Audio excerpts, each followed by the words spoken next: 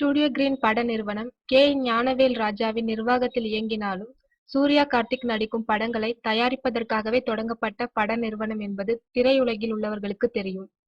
Studio green நிறுவனம் தயாரித்த முதல் படமான சில்லுன்னு ஒரு காதல் படம் சூப்பர் ஃபிளாப் என்றாலும், அடுத்தடுத்து தயாரித்த படங்கள் பெற்ற வர்த்தக வெற்றி காரணமாகவே லாபம் ஈட்டியது.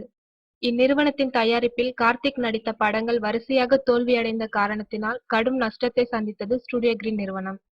நஷ்டத்திலிருந்து மீள்வதற்காக வேறு நடிகர்களின் படங்களை வாங்கி வெளியிடும் தொழிலில் ஈடுபடத் தொடங்கியிருக்கிறது ஸ்டுடியோ கிரீன்.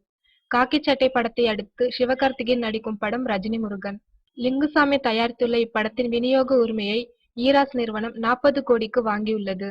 ரஜினி முருகன் படத்தின் தமிழக வெளியீட்டு உரிமையை ஈராஸிடமிருந்து ஸ்டுடியோ கிரீன் நிறுவனம் சமீபத்தில் வாங்கியது. ரஜினி முருகன் மே மாதத்தில் வெளிவரவிருக்கிறது. இந்நிலையில் ஸ்டுடியோ கிரீன் நிறுவனம் மணிரத்னத்தின் ஓ காதல் கண்மணி படத்தின் தமிழ்நாடு திரையரங்க உரிமையையும் வாங்கியுள்ளது. ஓ காதல் கண்மணி ஏப்ரல் மாதத்தில் வெளிவரவிருக்கிறது. இப்படத்தில் துல்கர் சல்மான், நித்யா மேனன் ஆகியோர் நடித்துள்ளனர்.